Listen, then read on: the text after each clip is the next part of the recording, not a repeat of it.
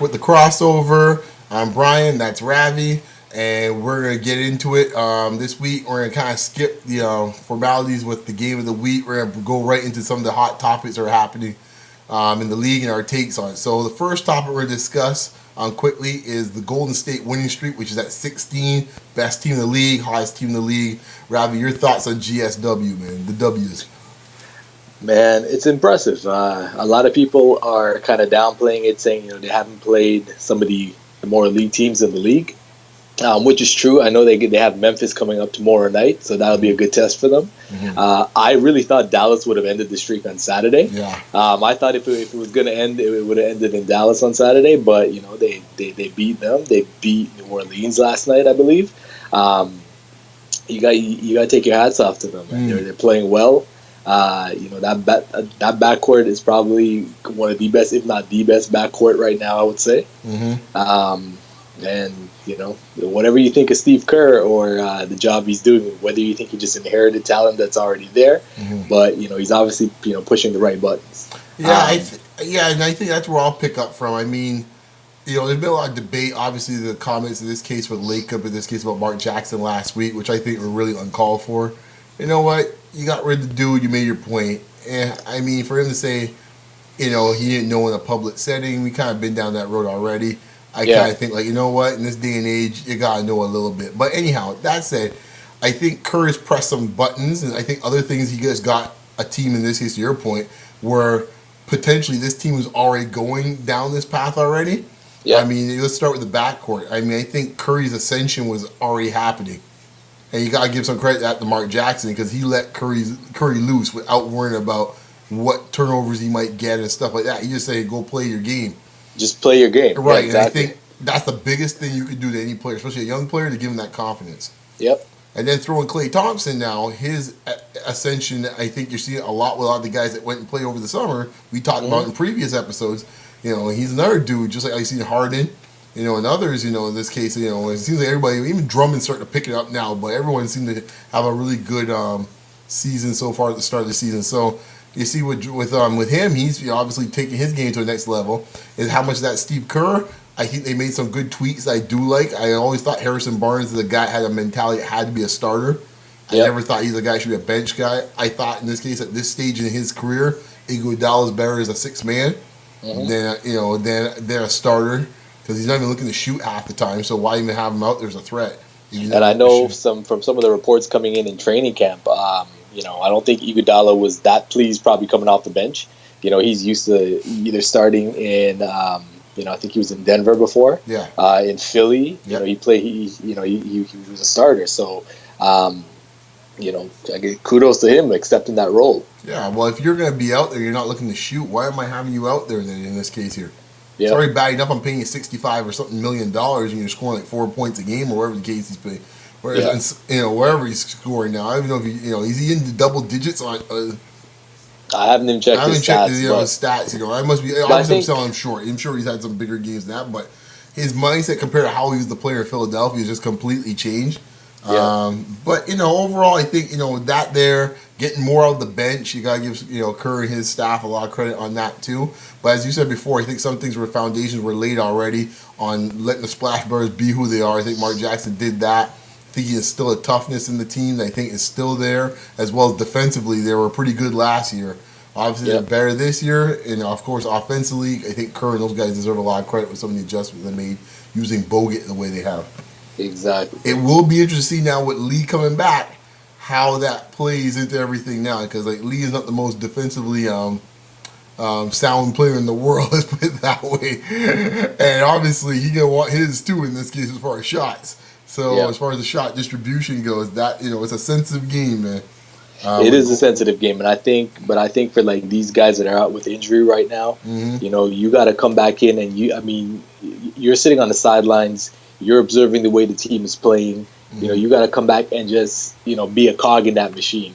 If these guys are all about winning, your team is obviously doing well right now. Right. You got to come back and just try to fit in seamlessly. If you come back to win, try to, I guess impose yourself on the team to prove a point. Yep. and you start losing some games here and there, it's you might see some adjustments going down the Well, stretch. yeah, I mean, right now, I mean, you might even consider a trade talk with the league. But just for a side, I was just checking out Iguodala's stats, so I made sure I was accurate. I was correct.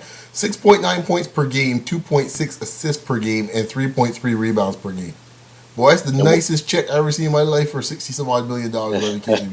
Seven points a game, and he's bitching and complaining that he wants to start. Really? Exactly. Really, dude?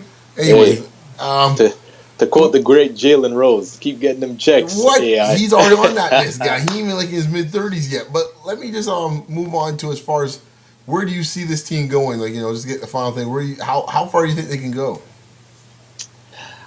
I think given the right matchups in the playoffs, I think they can get to the conference finals. But like I said, the game in the playoffs, the game slows down. Right. And they can. I mean, you have to grind it out. It's not going to be run and gun, up and down, coming down the court, shooting a three, on the first possession. Right. You're going to have to grind it out in the half court. I mean, they've shown that they can do that to a certain extent, but in the playoffs, it's game to game. And as well, you're in a 7-game series with a team. After the first couple of games, these guys know what you're going to do. You're not surprising anyone with the way you play, so you're really going to have to grind it out in the half court. I mean, the defense has been pretty well so far, but that's going to have to be, they're going to have to maintain that and even raise that, because if you're looking at beating the San Antonios out there in the West, I mean, I think they can give San Antonio some trouble as well.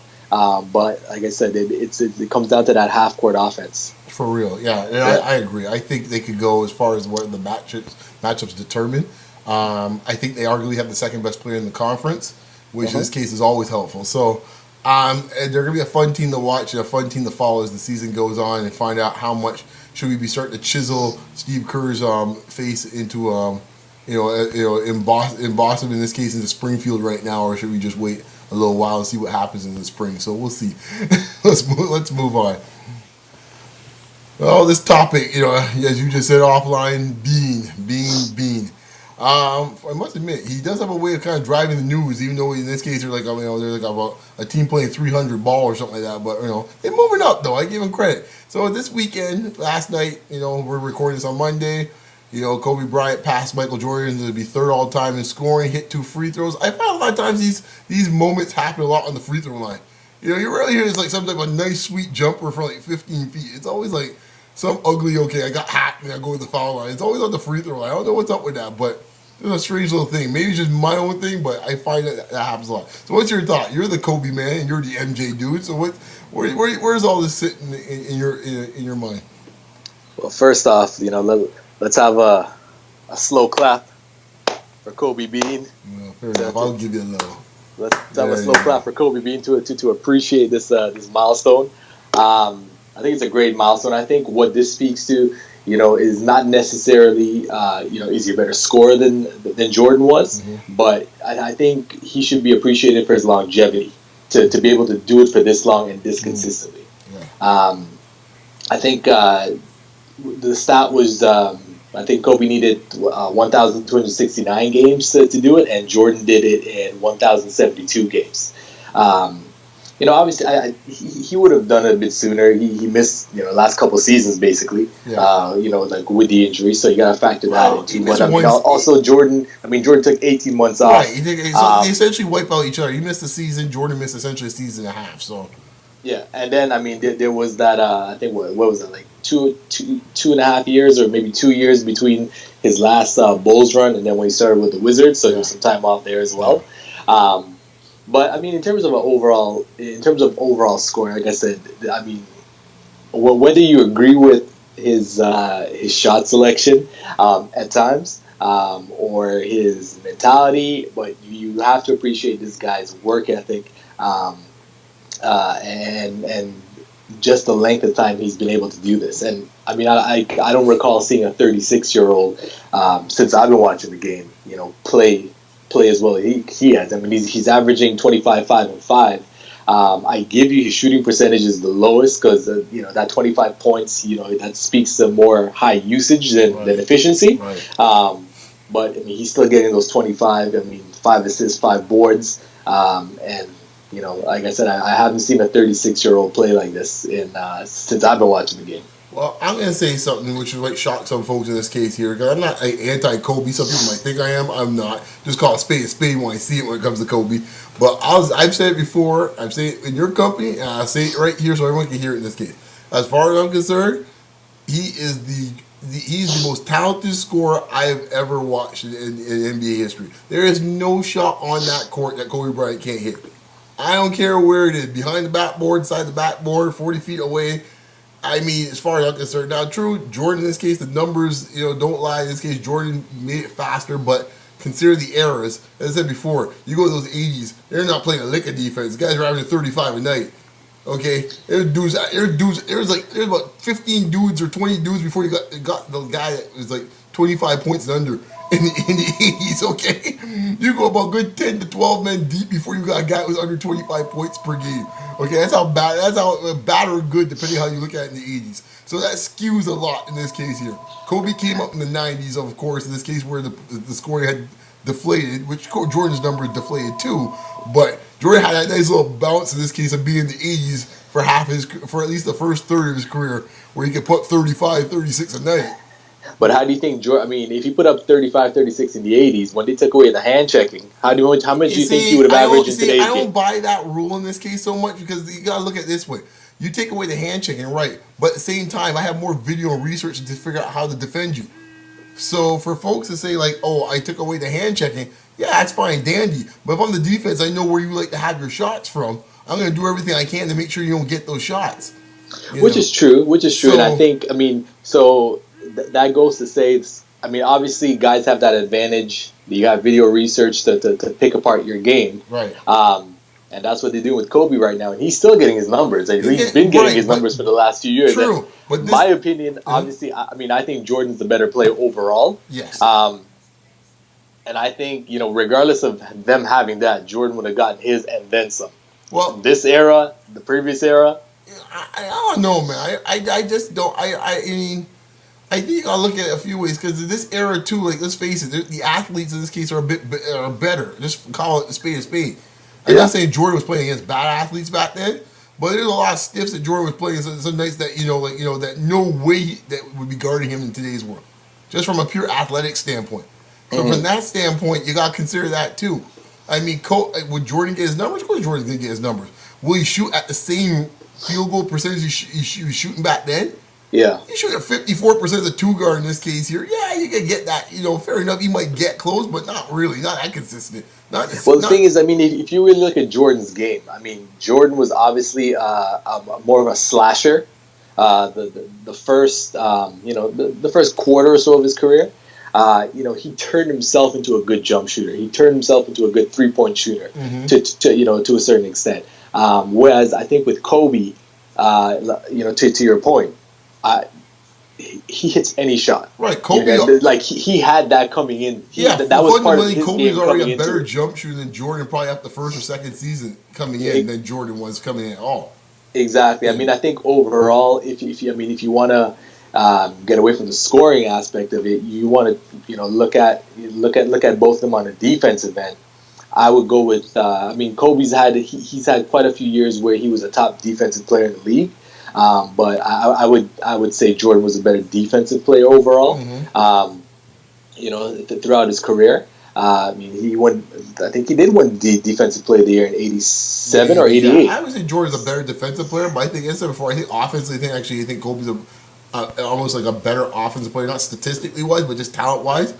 Because in this case, Jordan never had a handle like Kobe's. Never.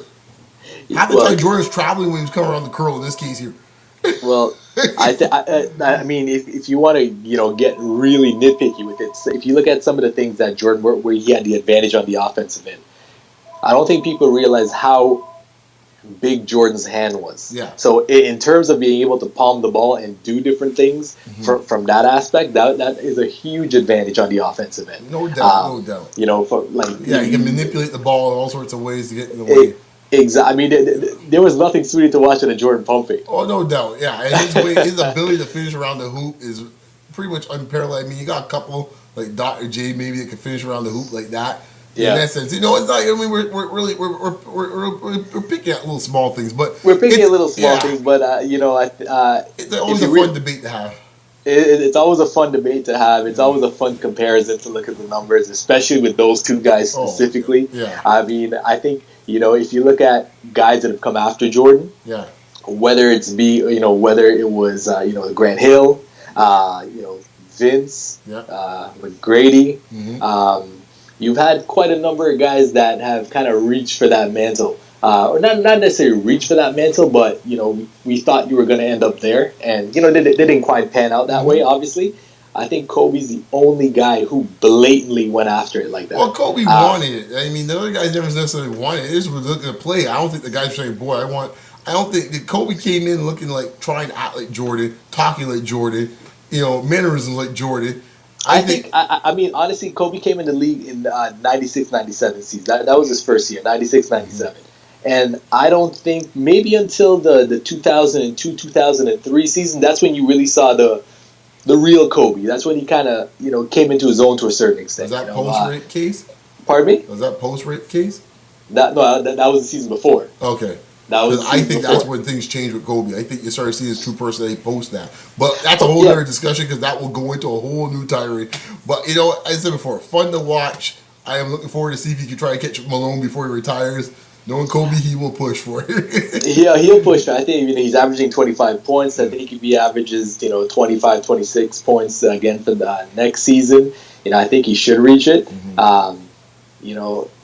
And let's say next. I mean, you look at the Lakers roster right now, and if these guys don't switch anything, I mean, if nothing changes from a roster perspective, look for Kobe to blow up next season. For real. All right, where can the good folks find you, Ravi? At Mr. Ravi_Porvita. All right, and you can find me at Beyond Locker Room, short for RM. As always, subscribe above, comments below. Keep tweeting us, keep liking us, and keep commenting on us. We love the support and appreciate the thoughts and comments, man. Mamba Mondays, baby. Mamba Mondays. Hashtag Mamba Mondays. Talk to you guys next week. Later.